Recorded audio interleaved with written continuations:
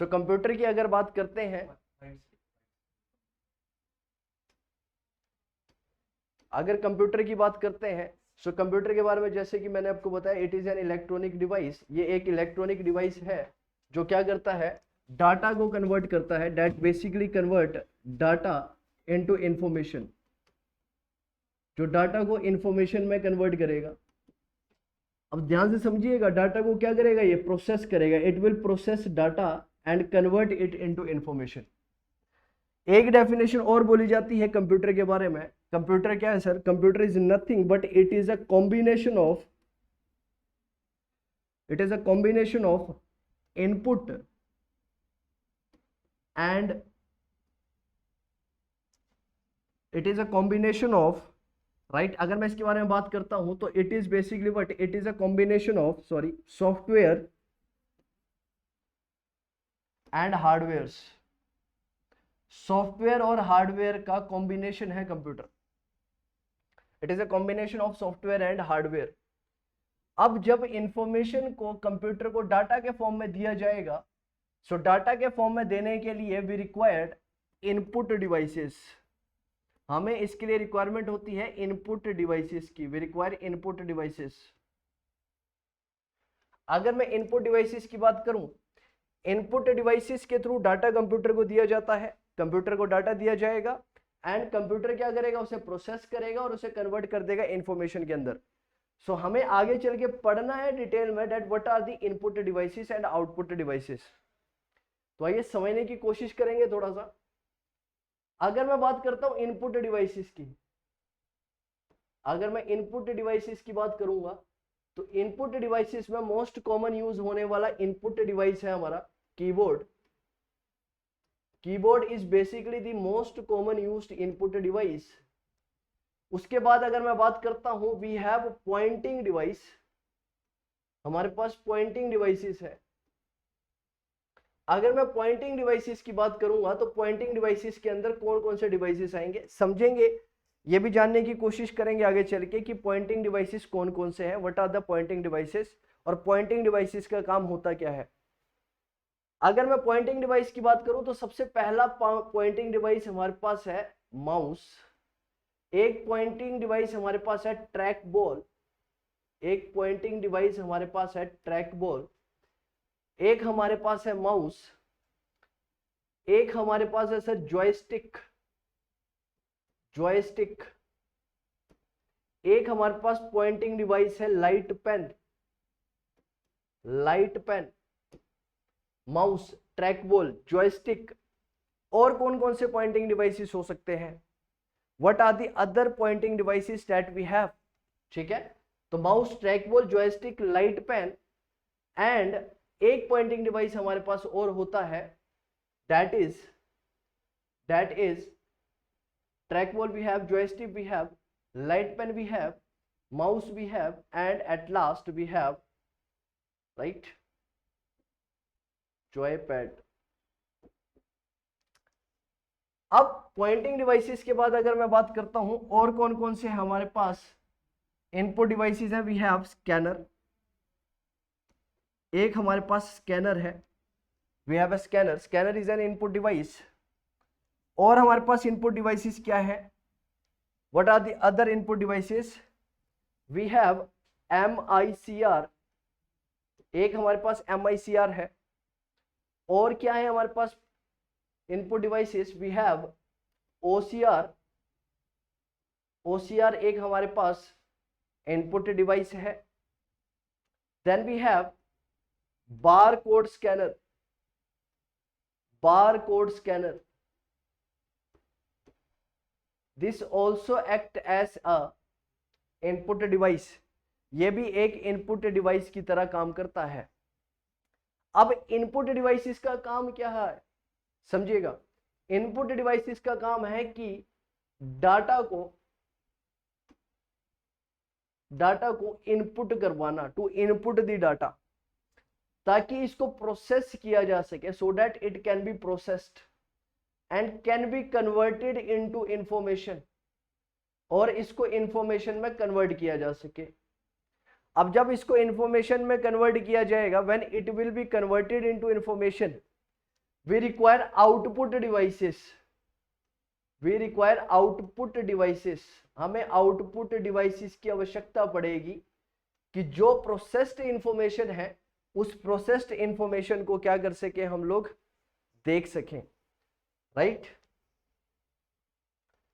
तो सबसे पहले अगर मैं आउटपुट डिवाइसेस की बात करता हूं इसके अंदर, if I talk about output devices, तो हमारे पास अब आउटपुट डिवाइसेस कौन कौन से हो सकते हैं।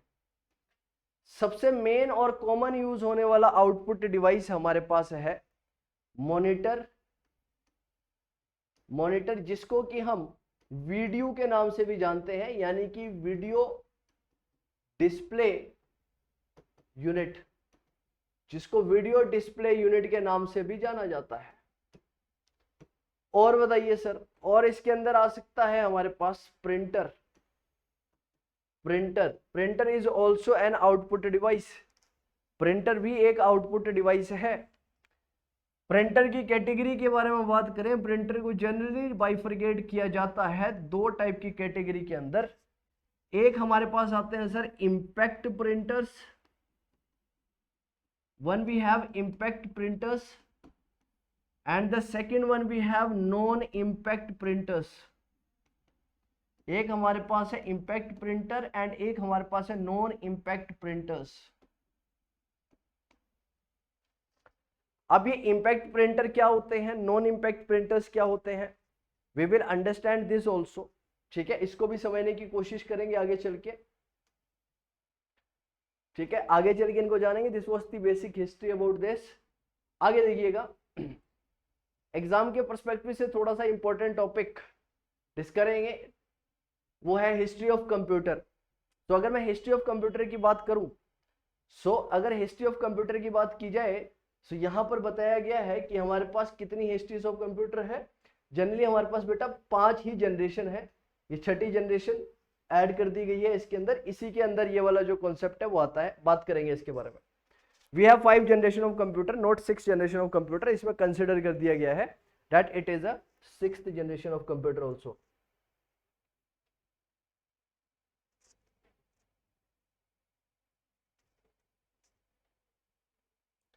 Are you able to understand this और नॉट? मुझे कमेंट करके बताइए फटाफट से सारे कि आप लोग समझ पा रहे हैं या नहीं समझ पा रहे हैं, किसी को कोई दिक्कत है अभी तक? If I talk about generation of computer, अगर मैं जनरेशन ऑफ कंप्यूटर की बात करता हूँ, देखो इंपॉर्टेंट पॉइंट लिखे हुए हैं इसके अंदर, सिर्फ जो इंपॉर्टेंट है उसी को डिस्कस करेंगे अभी के लिए। जैसे अगर मैं हिस्ट्री ऑफ कंप्यूटर की बात करूं तो सबसे पहले जनरेशन कौन सी है, फर्स्ट, सेकंड, थर्ड, फोर्थ और फिफ्थ। अगर मैं फर्स्ट जनरेशन कंप्यूटर की बात करूं तो 1946 से 1959 का टाइम यहां पर बताया गया है। तो ये टाइम पीरियड 1946 से, ये टाइम पीरियड 1946 से कई जगह पर 1956 दिया गया है।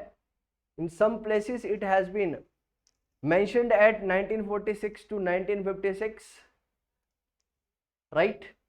सेकेंड जनरेशन कंप्यूटर की बात करें तो 1959 से 1965, थर्ड जनरेशन ऑफ कंप्यूटर 1965 से 1971, फोर्थ जनरेशन ऑफ कंप्यूटर 1971 से 1980, फिफ्थ जनरेशन ऑफ कंप्यूटर जो इसमें बताया गया है दैट इज 1980 टू टिल, ठीक है। देखिए समझने की कोशिश करिएगा, अगर मैं इसमें कंपोनेंट की बात करता हूं, यानी कि ये सब क्या है, स्टोरेज यूनिट्स, राइट। ये अगर मैं इनकी बात करता हूं so these are basically switching devices. तो ये थोड़ा सा इंपॉर्टेंट है। अगर मैं स्विचिंग डिवाइसेस की बात करता हूं, if I talk about switching device, first generation of computer के अंदर वैक्यूम ट्यूब्स का यूज किया गया, वैक्यूम ट्यूब्स वाज यूज्ड। अगर मैं वैक्यूम ट्यूब्स की बात करता हूं, if I talk about vacuum tubes, तो वैक्यूम ट्यूब्स की वजह से जो स्पेस था, जो स्पेस ऑफ कंप्यूटर है, वो एक तो कम होता है, it is less. And second बात अगर इसके अंदर की जाए, इन वैक्यूम ट्यूब्स की वजह से जो साइज ऑफ कंप्यूटर है वो काफी ज्यादा होता है। तो अगर फर्स्ट जनरेशन कंप्यूटर की बात की जाए तो फर्स्ट जनरेशन कंप्यूटर के अंदर, if I talk about first generation of computer, अगर मैं फर्स्ट जनरेशन ऑफ कंप्यूटर की बात करता हूं तो इसके अंदर स्पेस ऑफ कंप्यूटर जो था वो बहुत कम था, और लेकिन साइज ऑफ कंप्यूटर जो था वो बहुत बड़ा था। और तीसरी बात इसके अंदर की जाए तो ये क्या करते थे, हीट रिलीज किया करते थे, they used to release heat. तो इनको कूलिंग करने के लिए हमें क्या करना पड़ता था, एक्सटर्नल फैक्टर्स को अप्लाई करना पड़ता था, यानी कि एसिड वगैरह को हमें देना पड़ता है। आज भी अगर आप देखते हैं प्रिंटिंग मशीन, प्रिंटिंग फ्लेक्स जहां पर यूज होते हैं वहां पर आज भी यही कॉन्सेप्ट चलता है सर। तो यहां पर वैक्यूम ट्यूब्स का यूज किया जाता था। But with upgradation when we went into second generation computer, दूसरी बात इसमें स्पीड की बात करें अगर हम लोग, if we talk about speed, अगर मैं फर्स्ट जनरेशन कंप्यूटर के अंदर अगर मैं स्पीड की बात करता हूं, if I talk about the speed, अगर मैं स्पीड ऑफ कंप्यूटर की बात करूं, so first generation of computer के अंदर अगर स्पीड ऑफ कंप्यूटर की बात की जाए तो that was measured in millisecond. Speed को मेजर किया जाता था मिली सेकेंड के अंदर। और अगर इन कंप्यूटर्स का मैं अगर आपको एग्जांपल देने की कोशिश करूं तो एनीवेक, एडवेक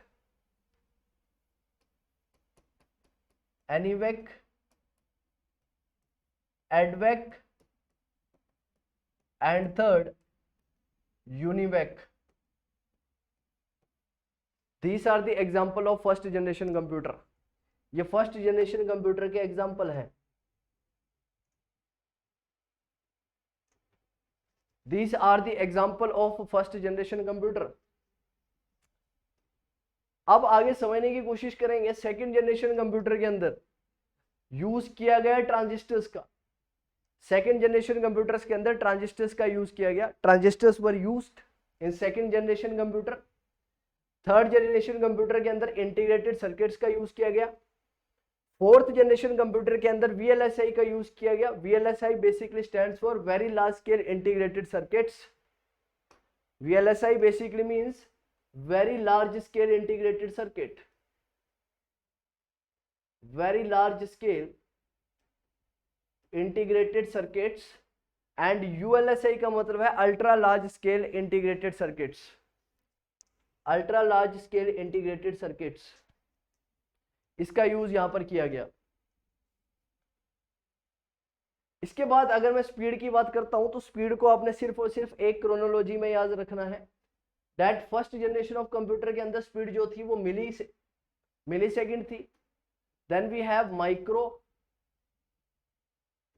माइक्रोसेकेंड, राइट,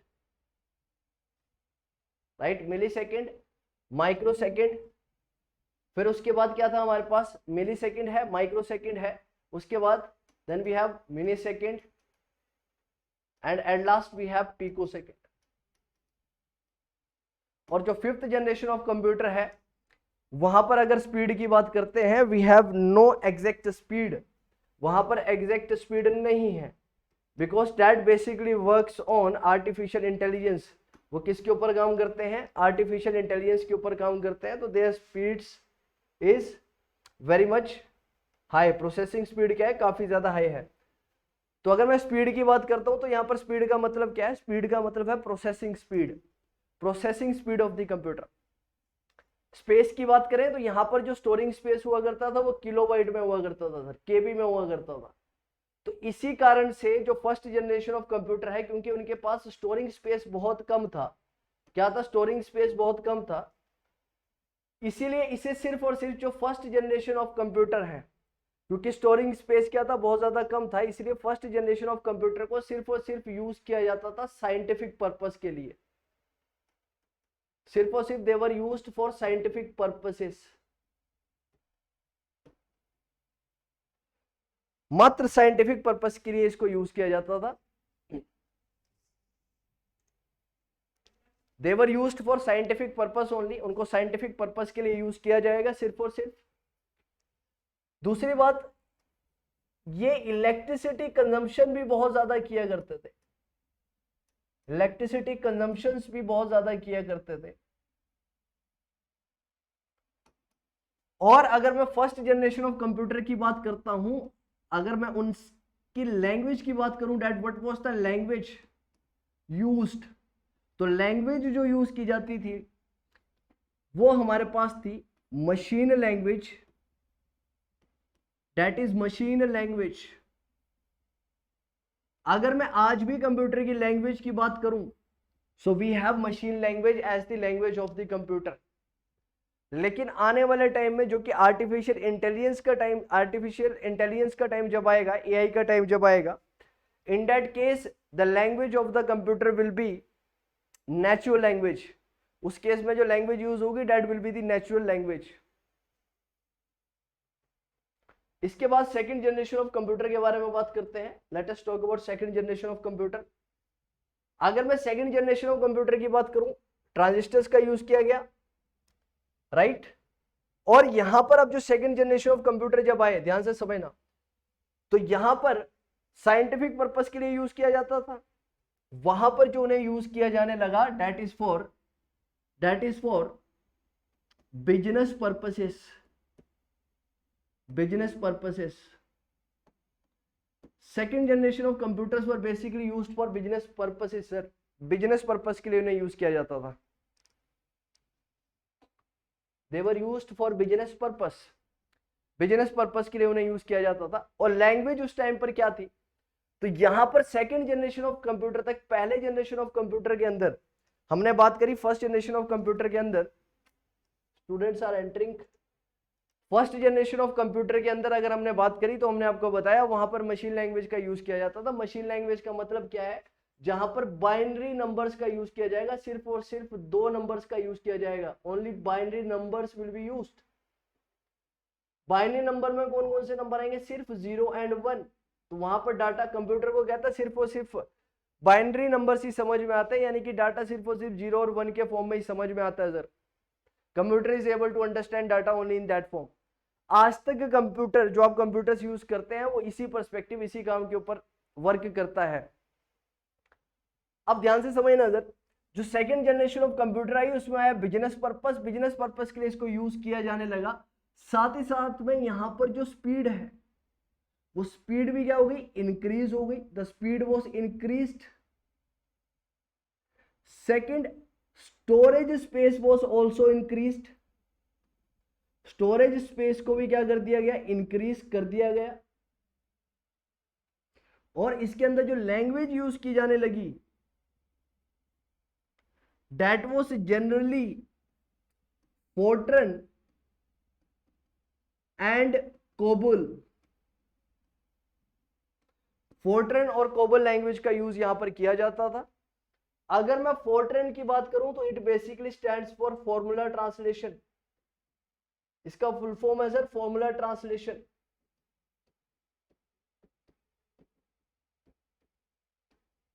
अगर मैं कोबोल की बात करता हूं तो COBOL basically stands for common business oriented language.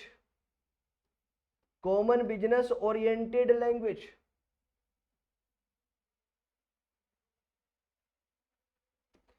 इन दो लैंग्वेज का यूज किया जाता था। अब ये दोनों लैंग्वेजेस कैसी थी, ये कैसी लैंग्वेज थी, तो याद रखिएगा सेकंड जनरेशन ऑफ कंप्यूटर के अंदर लो लेवल लैंग्वेज, लो लेवल लैंग्वेज किसे बोला जाता है sir, generally machine language. Machine language को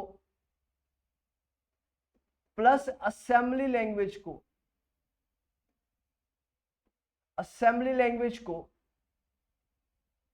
लो लेवल लैंग्वेज के फॉर्म में कंसीडर किया जाता है, right. Second generation of computer के अंदर अगर बात करें तो वहां पर लो लेवल लैंग्वेज भी थी, लेकिन साथ ही साथ में हाई लेवल लैंग्वेज भी आ चुकी थी। हाई लेवल लैंग्वेजेस भी आ चुकी थी। कौन कौन सी हाई लेवल लैंग्वेज, जैसे कि मैंने आपको बताया फोर्ट्रन एंड कोबोल। फोर्ट्रन और कोबोल के बारे में मैंने आपको बताया, this were high level language.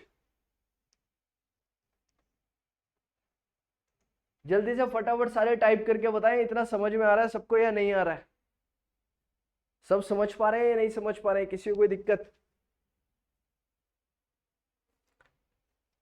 अब आगे थोड़ा सा समझने की कोशिश करेंगे, इसके साथ में आगे थोड़ा सा समझेंगे। मैंने आपको बताया, क्या बताया मैंने आपको, कि कंप्यूटर को बेसिकली लैंग्वेज समझ में आती है कौन सी? Machine language. Computer basically understand machine language. Computer को सिर्फ और सिर्फ यही भाषा समझ में आती है सर। लेकिन ह्यूमन बींग्स तो यूज करते हैं हाई लेवल लैंग्वेज, जैसे कि C plus plus, Java, Pascal, COBOL, FORTRAN. These are high level language. Computer के द्वारा तो इन हाई लेवल लैंग्वेज को, अब ह्यूमन बींग्स ने इन हाई लेवल लैंग्वेज को बनाया, लेकिन कंप्यूटर को तो सिर्फ और सिर्फ मशीन लैंग्वेज समझ में आती है। तो जब कंप्यूटर को सिर्फ और सिर्फ मशीन लैंग्वेज समझ में आती है, तो हमें क्या जरूरत पड़ेगी? हमें जरूरत पड़ेगी एक ट्रांसलेटर की, जिसको बोला जाता है लैंग्वेज ट्रांसलेटर, जिसको बोला जाएगा लैंग्वेज ट्रांसलेटर। वो लैंग्वेज ट्रांसलेटर क्या करेगा? That will basically convert the low level language, जो लो लेवल लैंग्वेज है उसे हाई लेवल लैंग्वेज में कन्वर्ट करेगा। हाई लेवल लैंग्वेज में रजत मारवा जी कहते हैं, sir you are going too fast, it is being difficult to note down, so you need not to note down anything. Why? Because I will be providing this PPT to you. Now just focus only on understanding the concept, sir. Try to understand the things. समझने की कोशिश करिए चीजों को। अभी के लिए समझना जरूरी है। नोट्स आपको मिल जाएंगे, नोट्स की दिक्कत ना लीजिए रजत जी।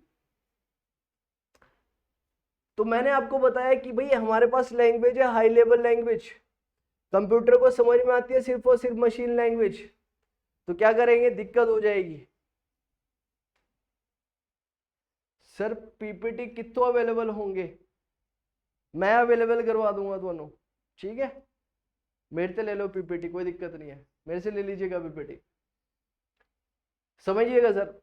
तो अब हाई लेवल लैंग्वेज कंप्यूटर को समझ में नहीं आती है, कंप्यूटर को मशीन लैंग्वेज समझ में आती है। किस चीज की जरूरत है? जरूरत है कि ट्रांसलेटर की, लैंग्वेज ट्रांसलेटर की। तो लैंग्वेज ट्रांसलेटर के अंदर बात करेंगे, तीन टाइप के ट्रांसलेटर हमारे पास है। एक हमारे पास है असेंबलर, वी हैव असेंबलर। एक हमारे पास है sir compiler, we have compiler.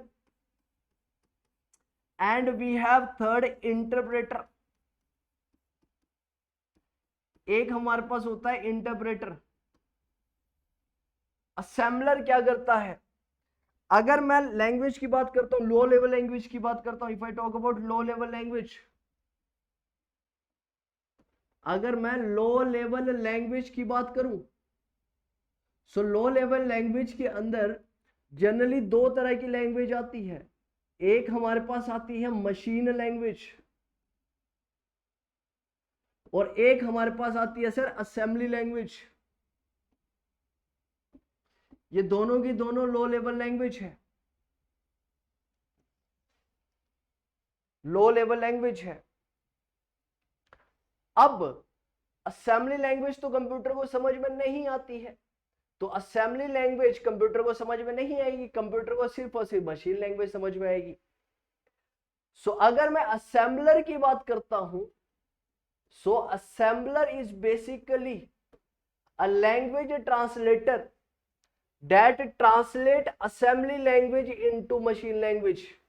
Machine language, assembly language को मशीन लैंग्वेज में कन्वर्ट करने के लिए वे रिक्वायर्ड असेंबलर। हमें असेंबलर की आवश्यकता होती है सर, वे रिक्वायर असेंबलर। वहीं पर अगर मैं बात करूं कंपाइलर और इंटरप्रेटर की, if I talk about compiler and interpreter, अगर मैं कंपाइलर और इंटरप्रेटर की बात करता हूं, these both language translators are used to convert high level language into low level language, that is machine language. ये दोनों हाई लेवल लैंग्वेज को कन्वर्ट करने के लिए यूज होंगे। किसमें कन्वर्ट यूज करने के लिए? लो लेवल लैंग्वेज में कन्वर्ट करने के लिए। फर्क कहां पर है, डिफरेंस कहां पर है, समझिएगा। एक लाइन बाय लाइन कन्वर्ट करेगा, एक लाइन बाय लाइन कन्वर्ट करता है, एंड सेकंड पूरे के पूरे पैराग्राफ को कन्वर्ट करेगा। एक लाइन बाय लाइन यानी कि एक हाई लेवल लैंग्वेज की लाइन बाय लाइन ट्रांसलेट की जाएगी किसके अंदर? मशीन लैंग्वेज के अंदर। वहीं पर अगर बात करते हैं दूसरी साइड, तो वहां पर पैराग्राफ को कन्वर्ट किया जाएगा। Paragraph will be completed, paragraph को कन्वर्ट किया जाएगा। अगर मैं इंटरप्रेटर की बात करता हूं, सो इंटरप्रेटर जो है वो इंटरप्रेट करेगा लाइन बाय लाइन। कंपाइलर की बात करें, पूरे के पूरे पैराग्राफ को कन्वर्ट कर देगा, पूरे के पूरे पैराग्राफ को कन्वर्ट करेगा एक ही पर्टिकुलर पॉइंट ऑफ टाइम में। आई होप आपको समझ में आया होगा। देन उसके बाद समझिएगा सर, बात करी हमने इनपुट डिवाइसेस के। इनपुट डिवाइसेस वो डिवाइसेस है जिनके थ्रू कंप्यूटर को डाटा दिया जाता है। So what are the input devices? Exam में यहां से क्वेश्चन पूछा जाता है, सीधे सीधे एग्जाम में आपसे पूछ लेगा डेट दिए गए ऑप्शन में से कौन सा इनपुट डिवाइस नहीं है। amongst following which one of the following is not an input device? कौन सा इनपुट डिवाइस नहीं है, एग्जाम में क्वेश्चन पूछ लेता है। सबसे पहले बात करेंगे कीबोर्ड की। Keyboard is an input device.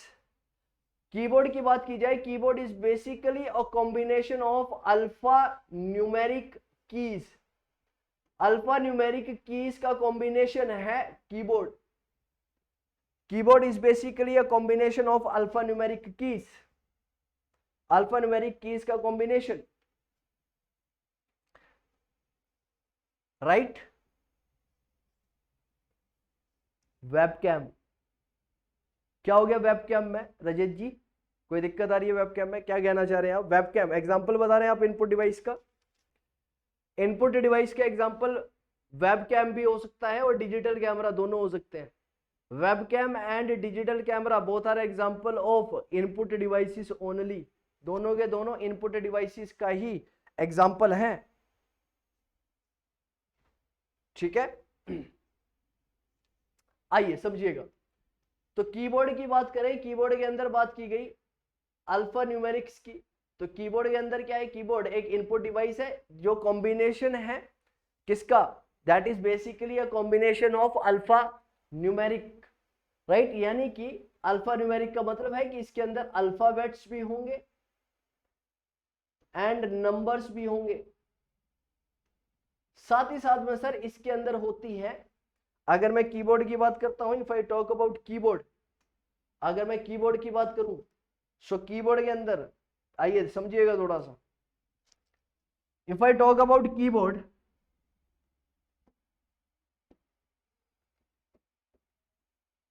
अगर मैं कीबोर्ड की बात करता हूं, तो कीबोर्ड मैंने जैसे आपको बताया it is a combination of alpha numeric numbers. इसके अंदर बात की जाए तो इसके पास, हमारे पास यहां पर होती है कुछ मॉडिफायर कीज और हमारे पास होती है function keys.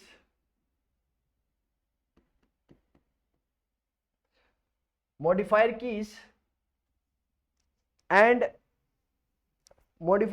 And function keys. Total function keys की बात की जाए तो we have 12 function keys from F1 to F12।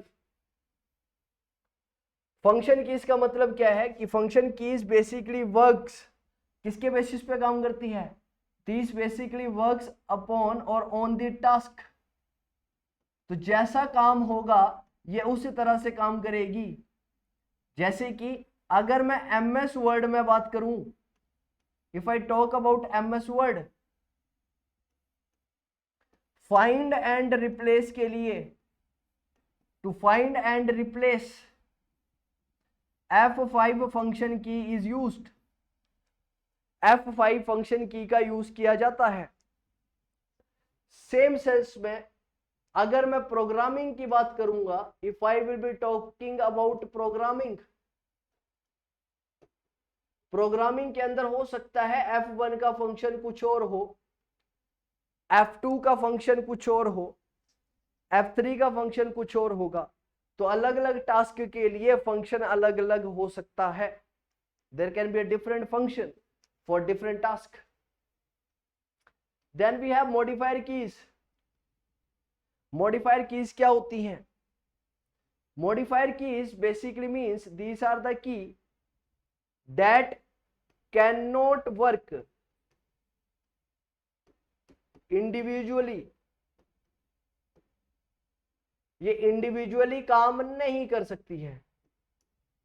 They cannot work individually, ये इंडिविजुअली काम नहीं कर सकती हैं। They require other keys also in order to perform task, किसी टास्क को करने के लिए इन्हें आवश्यकता पड़ेगी बाकी कीज की भी, जैसे कि कंट्रोल,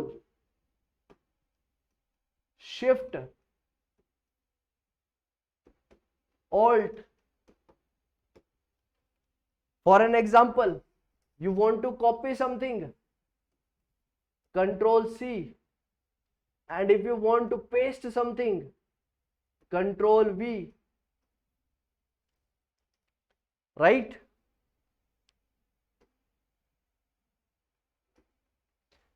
इसके बाद देखिएगा सेकंड इनपुट डिवाइस के बारे में अगर मैं बात करूं, we have mouse. We have mouse as an input device.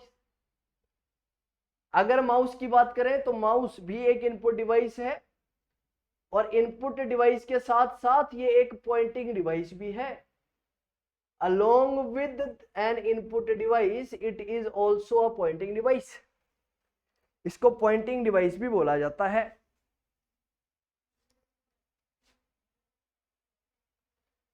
Priya ji, F1 का फंक्शन, अभी जैसे मैंने आपको समझाया कि फंक्शन की का कोई आपस में ऐसे इंडिविजुअल फंक्शन नहीं है। It will totally depend upon the function कि आप क्या काम कर रहे हैं, किस टास्क पे परफॉर्म कर रहे हैं।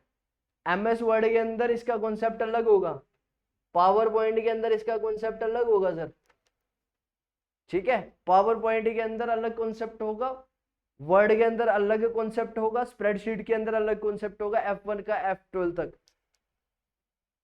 They don't have individual task और individual function, ठीक है ना।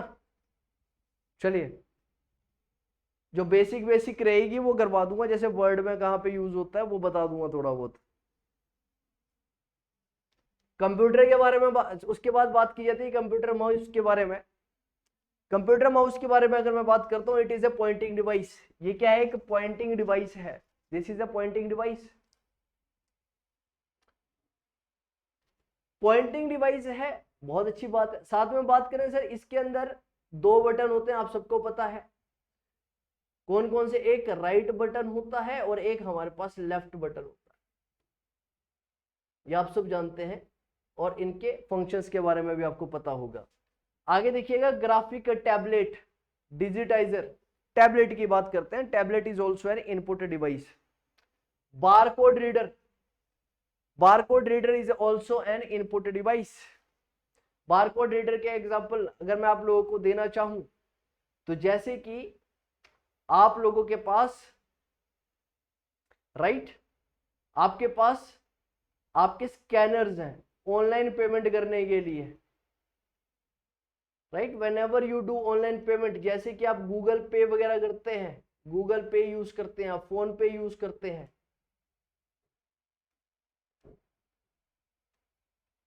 राइट। तो बारकोड रीडर बारकोड्स को रीड करने के लिए यूज किया जाता है। इमेज स्कैनर, इमेज को स्कैन करने के लिए। Microphone, mic is an input device. For an example, I am using a mic right now, so this is an input device, right?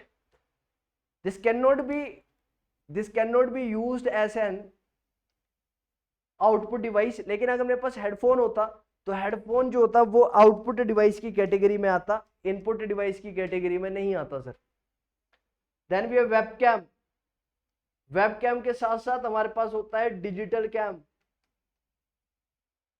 Digital camera जिसे हम जनरली बोलते हैं digi cam. This is also known as digi cam. Joystick, light pen. पिछली बार SSA के paper के अंदर, SSA के पेपर के अंदर ये पूछा गया था कि जॉयस्टिक और लाइट पेन क्या है। What is joystick and light pen? This both are input devices. Option में इनपुट डिवाइसेस भी था, ऑप्शन में आउटपुट डिवाइसेस भी था, ऑप्शन में both input devices and output devices दोनों था। So joystick and light pen both act as an input device, not as an output device, or not as input and output device both. OMR, OMR basically stands for optical marks recognizer, optical mark recognizer, right. पहले के time पर जब आप offline paper दिया करते थे, when you gave offline paper, तो उस ऑफलाइन पेपर के अंदर आप लोगों को एक ओएमआर शीट मिला करती थी जिसमें 4 ऑप्शन हुआ करते थे, A B C D, and you use to black dead portion जो कि सही आंसर हुआ करता था। तो उसको रिकॉग्नाइज करने के लिए हमारे पास जो डिवाइस है वो OMR है, ऑप्टिकल मार्क्स रीडर या रिकॉग्नाइजर, जो क्या करता है आपके मार्क्स को स्कैन करता है, आप बताता है कि आपने कौन कौन से क्वेश्चन सही किए हैं against the question that were asked. एक हमारे पास है ऑप्टिकल कैरेक्टर रिकॉग्नाइजर। अगर मैं ऑप्टिकल कैरेक्टर रिकॉग्नाइजर की बात करता हूं, सो ये कैरेक्टर्स को रिकॉग्नाइज करता है सर। कहने का मतलब जो भी आपके पास कंटेंट रिटन फॉर्म में है, the content available to you in the written form, जो कंटेंट आपके पास रिटन फॉर्म में अवेलेबल है उसको स्कैन किया जा सकता है इससे, और इसको कन्वर्ट किया जा सकता है डायरेक्टली कंप्यूटर में। किसकी मदद से? OCR की मदद से। लास्ट वी हैव MICR, जिसका मतलब क्या है? Magnetic ink character recogniser. That basically means magnetic ink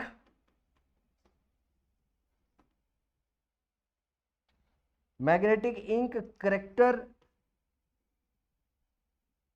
recogniser. अगर मैं मैग्नेटिक इंक कैरेक्टर रिकॉग्नाइजर की बात करता हूं, इसको जनरली यूज किया जाता है बैंक्स के अंदर। It is basically used in the banking industry. Banking industry के अंदर इसको यूज किया जाता है। किस पर्सपेक्टिव से यूज किया जाता है? To process the cheques, cheques को प्रोसेस करने के लिए। ये देखो, ये जो एग्जांपल दे रखा है, ये जो आपको इमेज दिख रही है, this image is of MICR। यहां पर चेक डाला हुआ है, यहां पर एक नंबर, ये अगर चेक खोल के देखेंगे तो यहां पर नंबर्स लिखे होते हैं ऐसे। उसको स्कैन करने के लिए, उसको प्रोसेस करने के भी है MICR।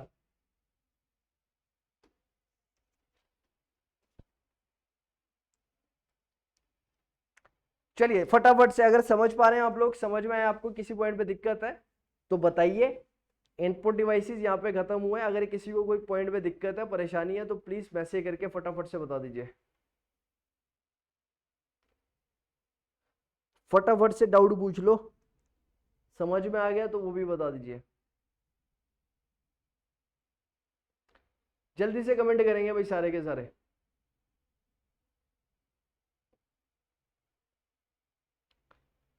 जितने भी बच्चे कनेक्ट कर रखे हैं, I want you to tell whether you have any kind of doubt और नॉट।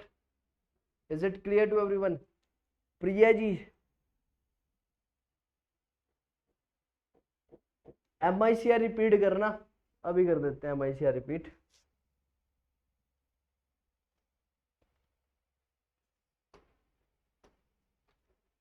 MICR का मतलब है बच्चे, MICR basically stands for magnetic ink character recogniser. Magnetic ink character recogniser, MICR का मतलब है magnetic ink character recogniser. It is used by, इसको generally use किया जाता है, इसको यूज किया जाता है कहां पर? बैंकिंग इंडस्ट्रीज में। This is used in banking industry. किस लिए इस डिवाइस को यूज किया जाता है? For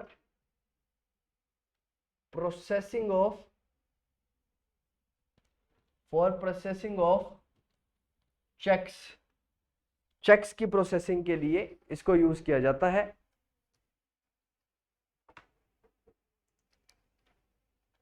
for the processing of cheque की प्रोसेसिंग के लिए यूज किया जाता है MICR का।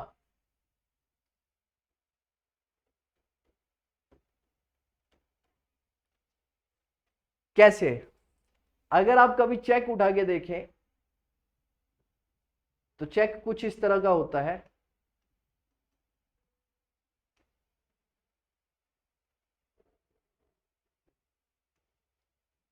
और यहां पर लास्ट में नंबर्स लिखे होते हैं, अगर आपने देखे होंगे कभी ऐसे।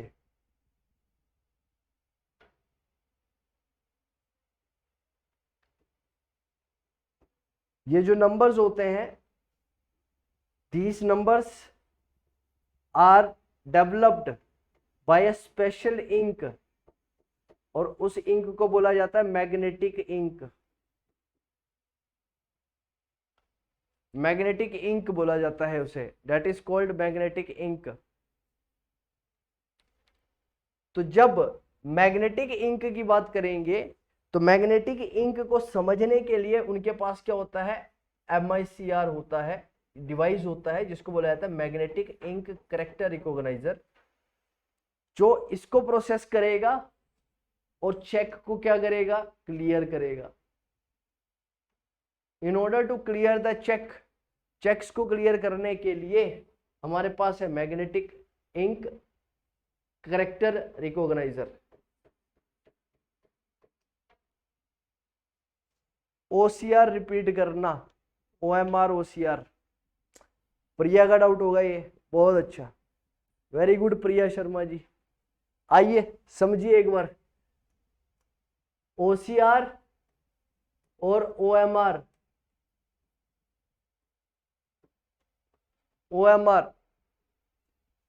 OMR का मतलब क्या है? ऑप्टिकल मार्क्स रीडर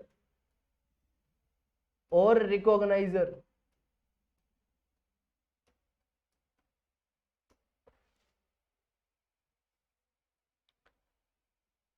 अगर मैं ऑप्टिकल मार्क रीडर या रिकॉग्नाइजर की बात करूंगा तो हमारे पास क्या होता था बेटा? We have OMR sheet, right. हमारे पास क्या होती, जब आपने किसी एंट्रेंस एग्जाम का पेपर दिया होगा और वो ऑफलाइन पेपर होगा तो आपको एक OMR शीट दी गई होगी कि आप इस OMR शीट को क्या करिए? राइट आंसर के, राइट क्वेश्चन के अगेंस्ट राइट आंसर को लिखिए, राइट। अगर कोई क्वेश्चन है उसके अगेंस्ट राइट आंसर को लिखिए। उसका आंसर आपको दे रखा होगा 4 ऑप्शन, A, B, C या D, इस तरह से।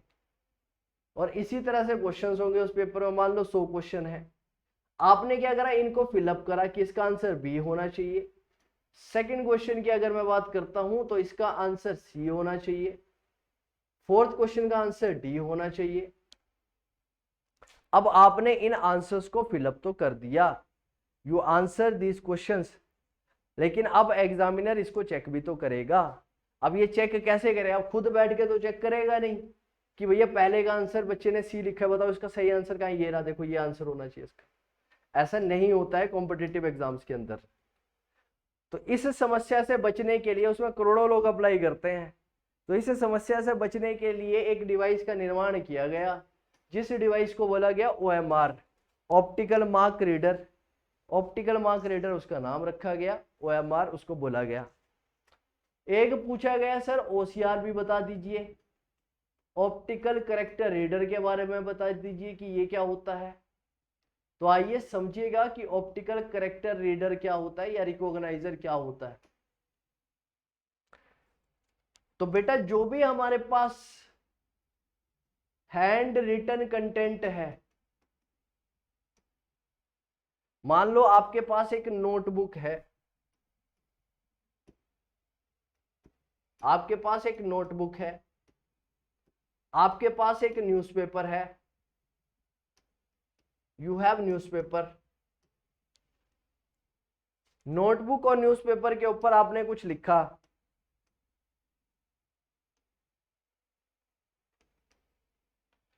And you want it to be on the computer screen.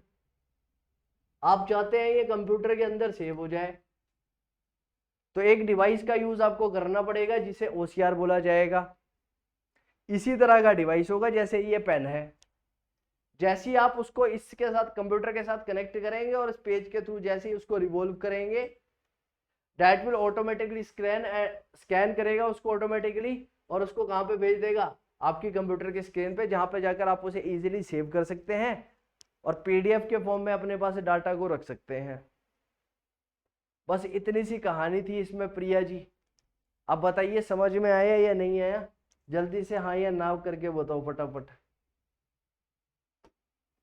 सारे समझ पाए या नहीं समझ पाए भाई? यस और नो फटाफट आंसर करो भाई, सारे फटाफट आंसर कर दो भाई सारे के सारे। देखो भाई 13 बच्चे लाइव जुड़े हुए हैं, मतलब 12 बच्चे लाइव जुड़े हुए हैं ना, तो फटाफट से सारे आंसर कर दो। सबको समझ में आया या नहीं आया? क्योंकि ऑनलाइन क्लासेस में ऐसे लगता है कि खुद के साथ ही बातें कर रहा हूं मैं। शाहरुल जी भी जुड़े हैं, अनिक जी भी जुड़े हुए हैं, वाह भाई वाह। ऑफलाइन वाले बच्चे भी जुड़े हुए हैं यहाँ पे। और बताइए भाई बाकी सब नए बच्चे जिनका टॉपिक नहीं हुआ है, ऑफलाइन वाले बच्चों ने तो करे हुए हैं टॉपिक्स, जो जिनकी आज पर्टिकुलरली क्लास है, मानसी है जैसे, राइट? मानसी, जो नए नए बच्चे जुड़े हुए हैं जिन्होंने पहले से टॉपिक को नहीं करा है, उनका समझ आना जरूरी है। वो फटाफट से कमेंट करके बताओ भाई समझ पा रहे हैं आप लोग या नहीं समझ पा रहे हैं, या ऊपर से जा रहा है? जल्दी से फटाफट से आंसर कर दो भाई सारे। मानसी जी, सुनैना शर्मा, यस। बाकी भी भैया जल्दी से आंसर कर दो एक बार, फिर आगे चलेंगे। दीपाली, करण, आया समझ में या नहीं आया? सर जी राहत जी कुछ पूछना चाहते हैं आप? राहत मारवाहा जी कुछ पूछना चाहते हैं आप, कुछ कहना चाहते हैं आप? सर आपने लिखा है सर।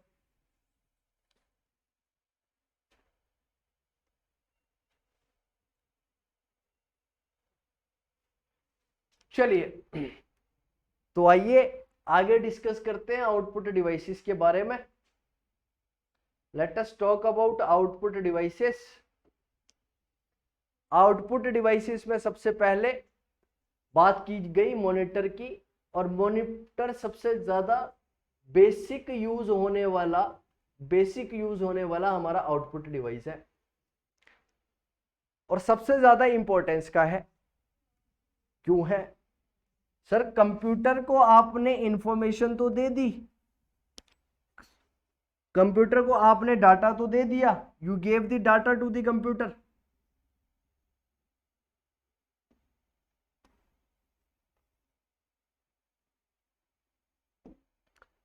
आपने कंप्यूटर को डाटा तो दे दिया सर, उसको डाटा, उस डाटा को प्रोसेस भी कर दिया गया कंप्यूटर के द्वारा। यानी कि प्रोसेस कौन करेगा? प्रोसेस करेगा प्रोसेसर,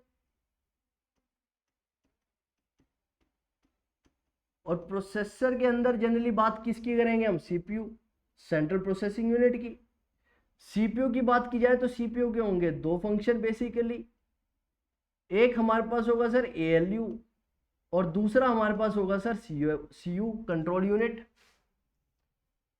एएलयू की बात करूं, अर्थमेटिक लॉजिकल यूनिट की बात करूं, तो इसका काम होगा बेसिकली कैलकुलेशन को करना, गेट्स को देखना, to look for the gates, जैसे कि XOR gate, NOR gate, or gate, comparison करना, greater than equals to, less than equals to, equals to, ये कंपैरिजन फंक्शन भी इन्हीं के द्वारा किया जाता है। कंट्रोल यूनिट का काम क्या है? कोऑर्डिनेशन बिठाना। अरे वाह, बेसिक सी बात, क्या करना है इसका काम? टू इस्टेब्लिश कोऑर्डिनेशन, कोऑर्डिनेशन बना रहे सर इनपुट आउटपुट के बीच में, कोऑर्डिनेशन बनेगा तभी बेहतर तरीके से। What is gate? Kulmeet ji ने पूछा गेट क्या है, राइट? यहां पर नहीं समझेंगे हम, जानना जरूरी नहीं है गेट, कंपटीशन एग्जाम में नहीं पूछेगा।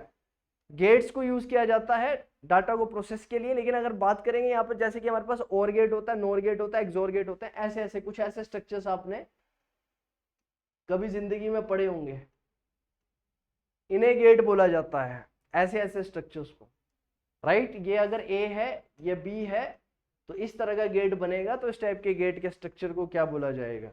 ये एग्जाम में नहीं पूछता है जनरली, ठीक है?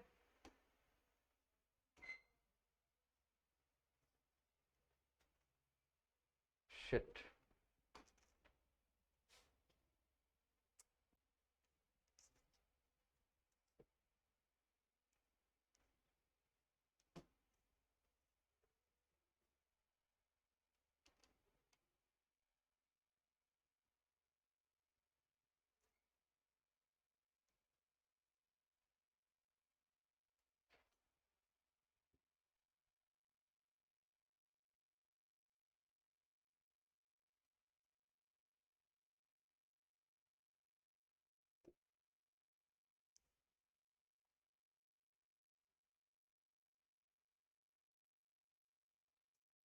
चलिए स्वाति,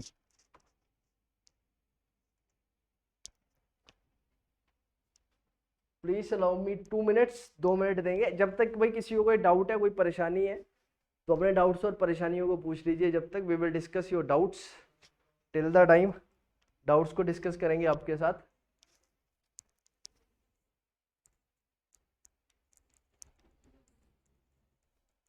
किसी को कुछ पूछना है, यस और no?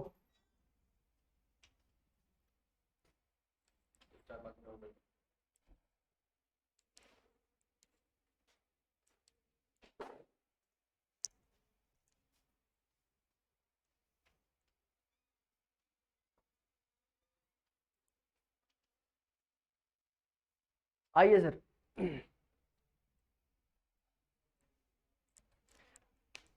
Sir third and fourth generation repeat कर दो, आई मिस्ड दैट कॉन्सेप्ट। अच्छा, मिस कर दिया आपने, तो एक काम करिएगा, इस वीडियो को एक बार देख लीजिएगा मानसी जी, यू विल गेट दैट। एक बार रिपीट देख लीजिएगा, ये आप वीडियो मिल जाएगी आपको, इसको रिपीट में देख लीजिएगा, you will get. Explain CPU, CPU तो अभी एक्सप्लेन करा ही नहीं रजित जी, सीपीयू को तो अभी करवाएंगे आगे चल के, सीपीयू का यूनिट पूरा करवाया जाएगा, है ना? तो अभी एक्सप्लेन नहीं करा, अभी तो वो टेंशन नहीं लेनी, अभी आउटपुट डिवाइसेस कर रहे हैं, आउटपुट डिवाइसेस समझेंगे।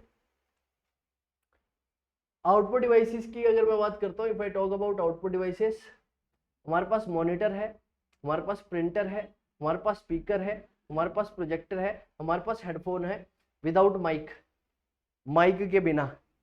जो माइक के बिना हेडफोन्स है, वो सारे के सारे किसके अंदर कंसिडर किए जाएंगे?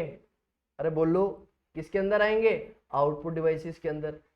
क्यों आएंगे आउटपुट डिवाइसेस के अंदर? क्योंकि सर माइक अगर है तो that will be considered as input device, a headphone with mic will be considered as input device as well as output device। तो ये एक ऐसा डिवाइस होगा हेडफोन विद माइक जिसको कंसिडर किया जाएगा input device as well as output device. Input device और output device दोनों की तरह कंसिडर किया जाएगा। अगर विदाउट माइक है तो आउटपुट डिवाइस है, विद माइक है तो इनपुट डिवाइस आउटपुट डिवाइस है, और अगर माइक है तो mic is an input device है। क्या दिक्कत है? ठीक है। मॉनिटर अगली क्लास में मॉनिटर के बारे में डिटेल में समझेंगे, जानेंगे टाइप्स ऑफ मॉनिटर के बारे में, जैसे कि सीआरटी कैथोड रे ट्यूब, जैसे कि टीएफटी, टीएफटी के बारे में कि टीएफटी क्या होता है, सीआरटी क्या है, प्रिंटर के बारे में जानेंगे कि कितने टाइप के प्रिंटर्स होते हैं, इम्पैक्ट प्रिंटर क्या है, नॉन इम्पैक्ट प्रिंटर क्या है, स्पीकर्स सबको पता है, प्रोजेक्टर्स सबको पता है, और हेडफोन्स आपके साथ मैंने डिस्कस कर ही लिया है। और इसके बाद both input and output devices, जो दोनों इनपुट और आउटपुट डिवाइसेस की तरह काम करते हैं वो कौन कौन से हैं? Touch screen, digital camera, modem, network card, headset, face smile, fax, ठीक है, ऑडियो कार्ड और sound card. They both act as input as well as output device. ठीक, computer language, this is not computer language, this is input device as well as output device, both act as an input device and output device। वही चीज यहाँ पर लिखी गई है, दोबारा से रिपीट हो चुकी है। उसके बाद कंप्यूटर लैंग्वेज है, we have language of the computer that we will start in the next class. Start करने से पहले आउटपुट डिवाइसेस में मॉनिटर के बारे में थोड़ा सा आपको बताऊंगा, और लैंग्वेज के बारे में फिर स्टार्ट करेंगे। लो level language, middle level language और हाई लेवल लैंग्वेज, इनके बारे में डिस्कशन की जाएगी नेक्स्ट क्लास के अंदर बहुत ज्यादा डिटेल में। अगर आप लोग के कोई डाउट्स हैं तो आप लोग पूछ सकते हैं, यू हैव 2 मिनट्स, वरना बहुत बहुत धन्यवाद आप सबका क्लास को ज्वाइन करने के लिए।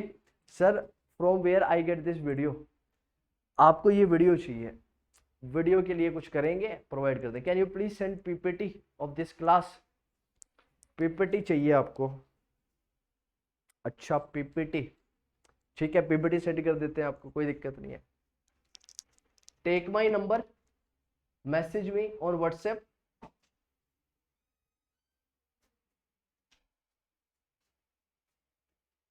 आई will message you the PPT, हम आपको पीपीटी मैसेज कर देंगे। नेक्स्ट क्लास कब होगी, अपडेट कर दिया जाएगा, नेक्स्ट क्लास के लिए आपको अपडेट कर दिया जाएगा, टेंशन लेने की जरूरत नहीं है। जैसे आज अपडेट किया था वैसे अगली क्लास के लिए भी अपडेट कर दिया जाएगा आपको। तो समझ पाए आप लोग या नहीं समझ पाए भाई, फटाफट से बताओ सारे, फिर क्लास खत्म करेंगे भाई यहीं पे।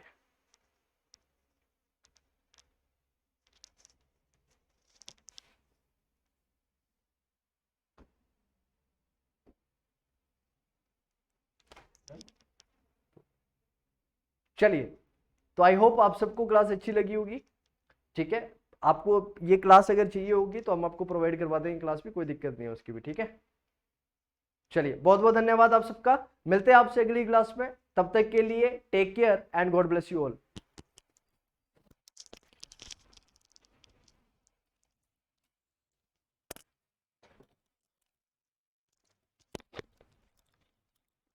अच्छा चेकिंग हो गया, ऑडिट, ऑडिट होगा क्लास का, क्लास की मीटिंग होगी, क्लास कैसी हुई है।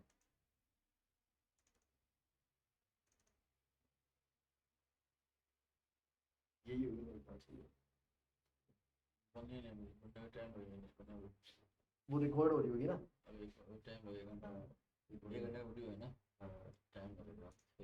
ये तो हम डायरेक्टली यहाँ से भी बोल सकते हैं, यहाँ जाओ, उससे क्या करना, वहाँ से नहीं करना उसमें है, बस ठीक है, बस हो गया, अगला काम पे ध्यान देते हैं, यहीं रख देंगे सामने, क्या रख देंगे, पीपीटी से हटा दो, यहाँ वो सेव तो करो, उसको सेव कहाँ किया तो चुका पीपीटी से जो लिखा था वो सेव किया, वो भी सेव कर, चलो हमारी पीपीटी निकाल दी है, या आपको चाहिए ये? ना ना है, निकाल दीजिए। एक खाली की पेन ड्राइव खाली है ना, काम की है, खाली पड़ी है तो एक मेरे को, जैसे मेरे को क्लास लेनी हो घर से बनाई और अगले दिन आके दे दी, पेन ड्राइव अपना फॉर्मेट दे दो, ये नहीं उसमें सारा डाटा है सब, ये बोल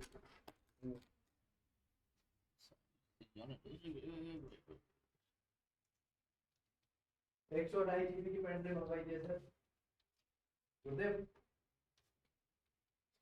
गुरुदेव 128 GB की पेन ड्राइव मंगवाई जाए मास्टर के लिए, क्या कह रहे हैं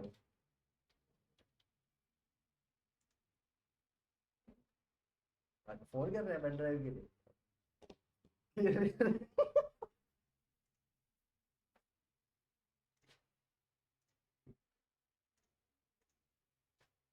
चलिए अब जा रहे हैं।